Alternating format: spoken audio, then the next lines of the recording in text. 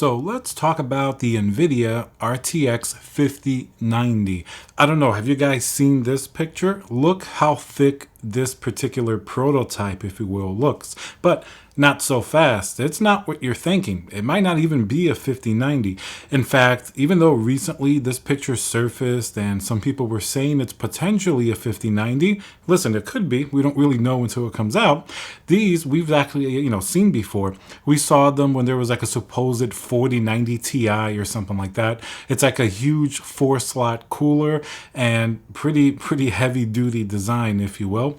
Now, we assume that the 5090 is going to be super powerful, right? And what have we been getting used to? These GPUs are more power hungry than ever.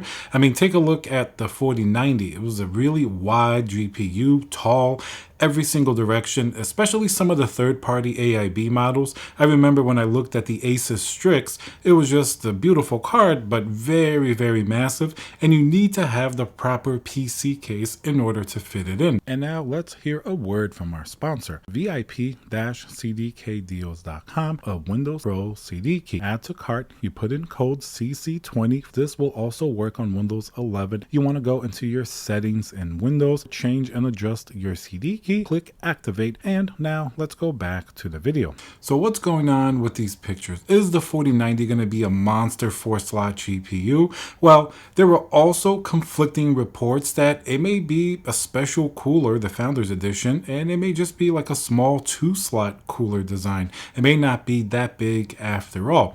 I mean, the 4090 Founders Edition did a pretty adequate job at cooling that GPU. I don't think there were too many complaints that the GPU ran way too hot or anything like that. It seems like the cooler did its job. And remember, these NVIDIA GPUs, for as powerful as they are, even a 450 watt TDP of the 4090, considering the power they're putting out in today's day and age, they're fairly efficient, especially as you go down the line to like a 4070 and those type of GPUs. The efficiency NVIDIA definitely has there, especially when you start to use DLSS 3 and things like that. It really cuts down the power usage and keeps the frame rates high if you're okay with those interpolated frames and things like that. So going back to the 5090, I mean, there have been all sorts of reports. The things that we do know, it's going to have GDDR7 VRAM as opposed to the 6X variety that we see on the 4090 now.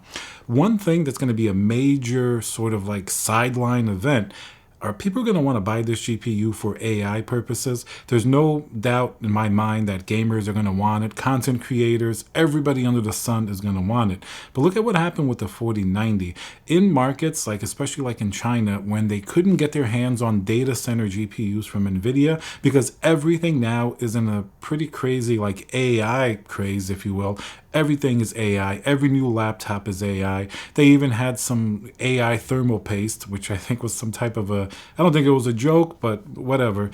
So everything is AI right now, meaning they need as many GPUs as they can possibly get their hands on. Every single company from Microsoft and every single other big tech company are buying as many GPUs as they can, meaning that a lot of smaller players get left out of the gap here. And then we're talking about not having any AI specific GPUs, and it falls on the 4090, which was banned in China because it's powerful enough, and they even made another variant of it. So they've been using that GPU anyway for smaller operations and things like that. That's why I think the 5090 may be used much the same way. There's even some maybe murmurs about the VRAM. Obviously, it's going to be more efficient because it's the GDDR7. It's going to run faster, not going to put out as much heat because it's more efficient, meaning that, a smaller cooler may be okay depending on the overall TDP of the GPU. But aside from being like really fast as well, it's also going to have a pretty good memory bus. Like the 4090 has 384-bit. This one potentially 512, which would be pretty interesting. And obviously, while we expect at least 24 gigabytes of VRAM, there have been some rumors that have pegged it at different amounts, from like 28 gigabytes of VRAM to 32.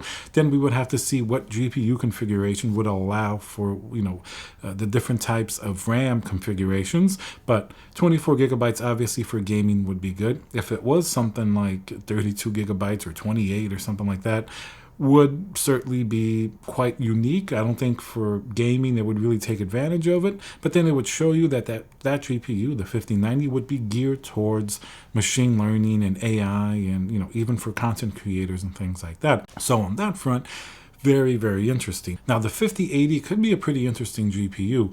Some rumors kind of say that it may be close to a 4090 in performance, which isn't terrible, but it may be a little bit under, because you remember, if the 4090 got banned in certain markets like in China, they're not going to want to make the 5080 powerful enough to get banned as well. So there's going to be some limitation there to keep it sort of under any type of line that governments decide, or for AI GPUs and things like that. So while I think maybe NVIDIA would be okay with the 5090 being banned in some markets because they have to make it as powerful as they can for the consumer market, the 5080 is a different story, because that's supposed to be like the mainstream, really high-end still GPU for the masses. So having something like that banned wouldn't be nearly as interesting. So let's see what's going to happen. I don't think the 5090 is going to have like that huge cooler, but maybe some of the third-party AIB models may.